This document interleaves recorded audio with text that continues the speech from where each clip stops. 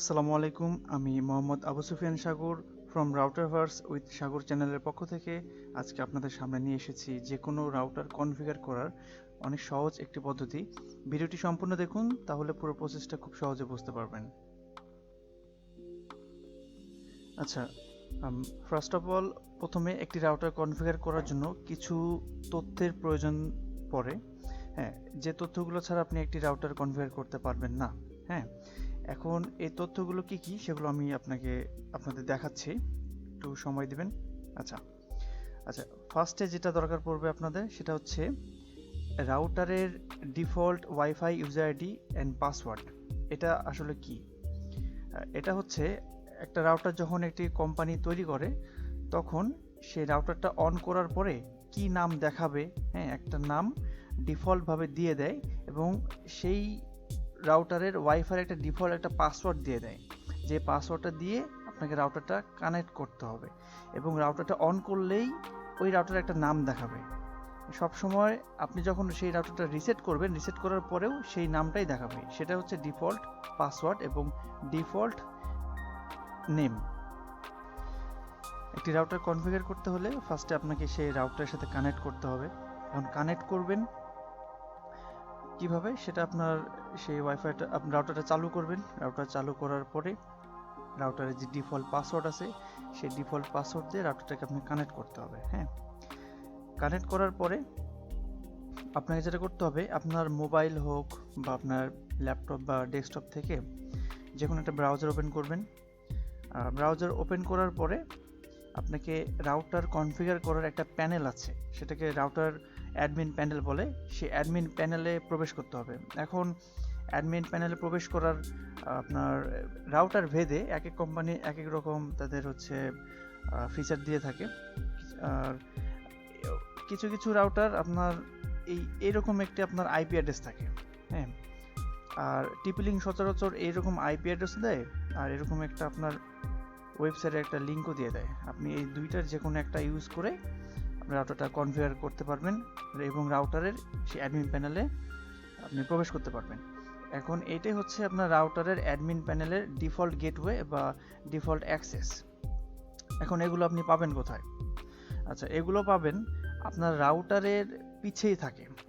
প্রতিটা রাউটারের পিছে একটা স্টিকার লাগানো থাকে, সেখানে রাউটারের অনেক ডিটেলস থাকে, রাউটারের ম্যাক অ্যাড্রেস থাকে, এমনকি সেখানে রাউটারের যে ডিফল্ট নাম সেই নামটাও সেখানে দেওয়া থাকে, রাউটারের ডিফল্ট পাসওয়ার্ড সেটাও দেওয়া থাকে।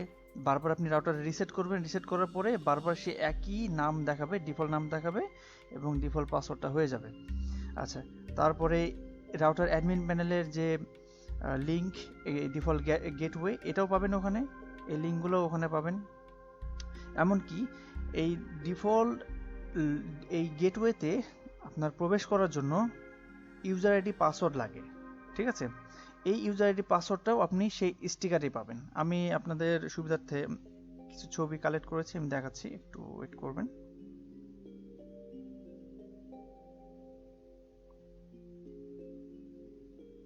হ্যাঁ, এই যে এটা হচ্ছে আপনার রাউটার, এটা একটা টিপি লিঙ্কের রাউটার, C60 রাউটার।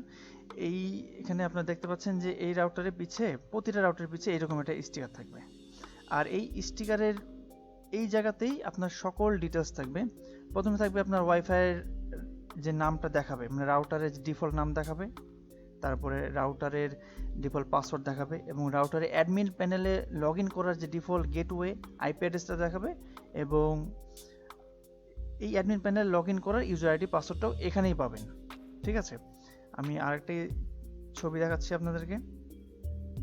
আচ্ছা, এই যে যেমন এইটা এখানে দেখতে পাচ্ছেন যে এই যে SSID, ঠিক আছে, এটা হচ্ছে একটা আপনার ডুয়েল ব্যান্ডউইথের রাউটার, যার কারণে এখানে দুইটা প্রোফাইল দেখাচ্ছে।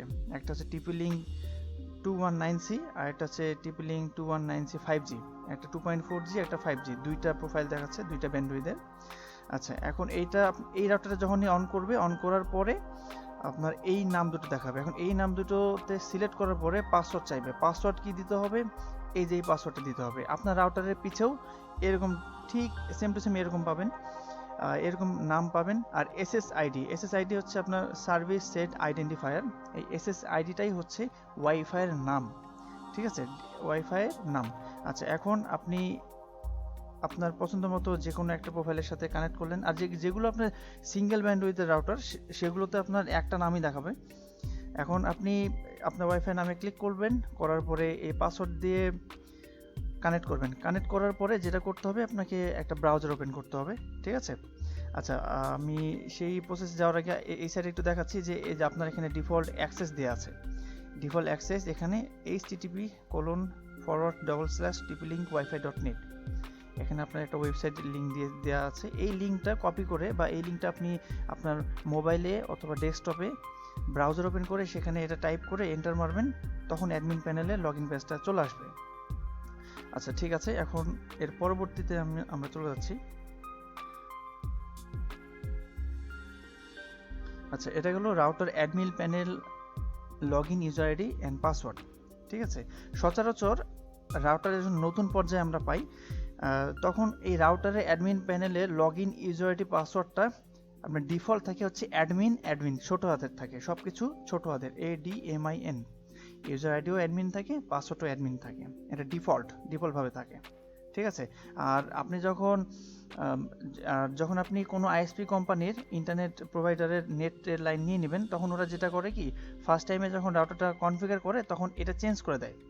হ্যাঁ, কেউ যেন এটার অ্যাক্সেস না নিতে পারে বা অ্যাডমিন প্যানেলে লগ ইন না করতে পারে, সেজন্য এটা চেঞ্জ করে দিয়ে যেটা করে কি, ওদের সুবিধা মতো একটি ইউজার আইডি পাসওয়ার্ড দিয়ে দেয়। তো আপনারা যেটা করবেন, রাউটার কনফিগার করার আগে এই রাউটার অ্যাডমিন প্যানেলে লগ ইন করার ইউজার আইডি এবং পাসওয়ার্ডটা তাদের কাছ থেকে এটা কালেক্ট করে নেবেন, তাদের সাথে কথা বলে।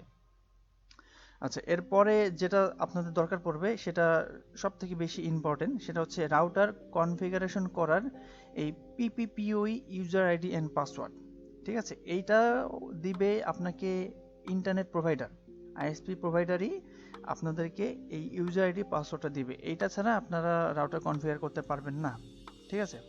আচ্ছা, আমরা এই তথ্যগুলো আপনাকে সবগুলো লাগবে একটি রাউটার কনফিগার করতে গেলে।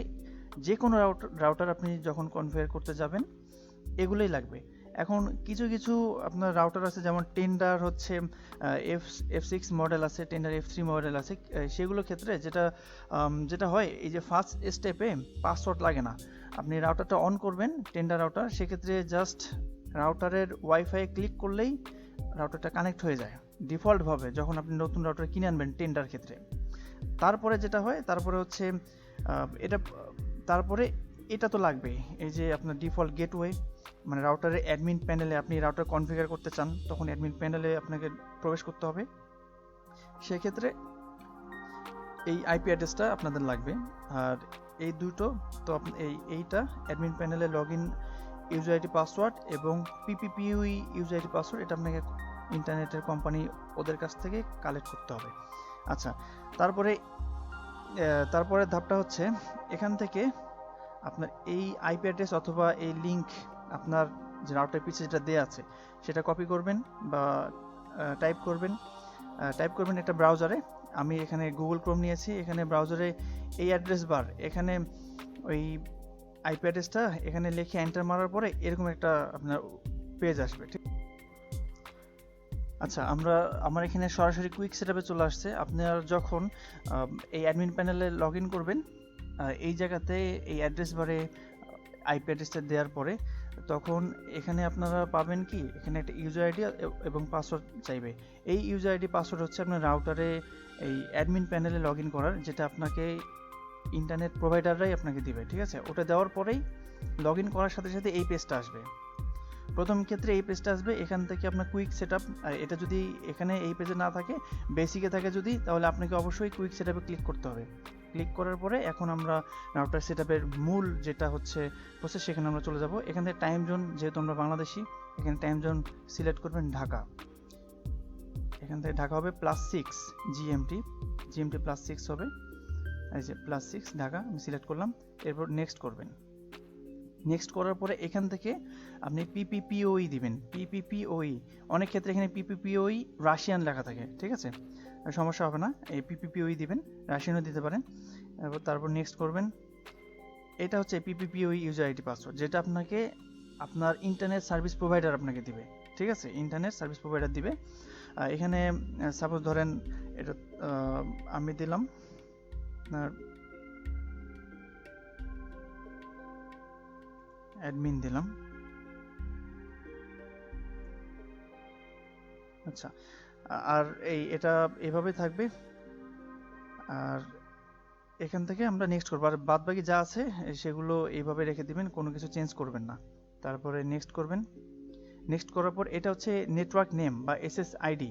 এই এসএসআইডি হচ্ছে আপনার যে ওয়াইফাইয়ের কি নাম দিতে চান। আমি সাপোজ ধরেন আমার নাম সাগর, আমি দিলাম সাগর ওয়াইফাই দিলাম। এখন পাসওয়ার্ড, আর এটা আপনি ইচ্ছামতো পাসওয়ার্ডটা দিতে পারবেন, আর ওয়াইফাই নামটা আপনি ইচ্ছামতো দিবেন, পাসওয়ার্ডটাও ইচ্ছামতো দিবেন।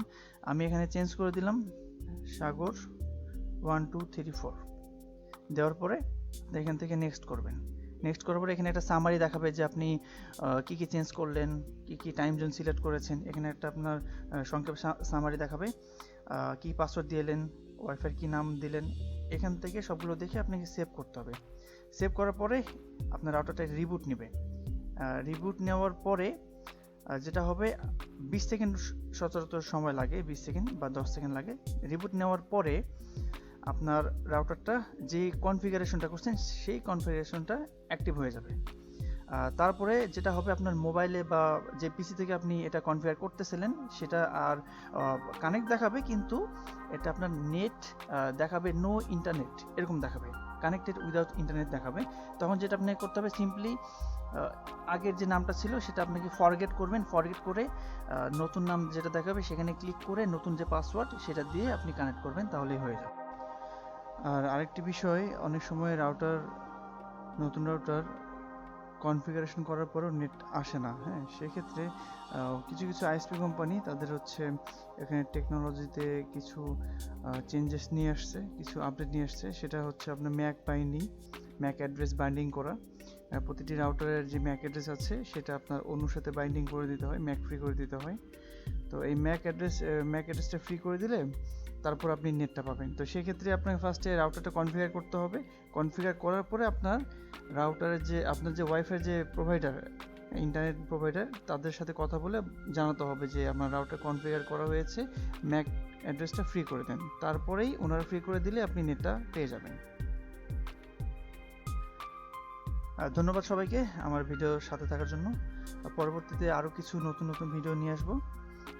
আমার এই চ্যানেলটিতে সাবস্ক্রাইব করবেন অবশ্যই এবং পাশে থাকবেন। ভালো থাকবেন। আসসালামু আলাইকুম।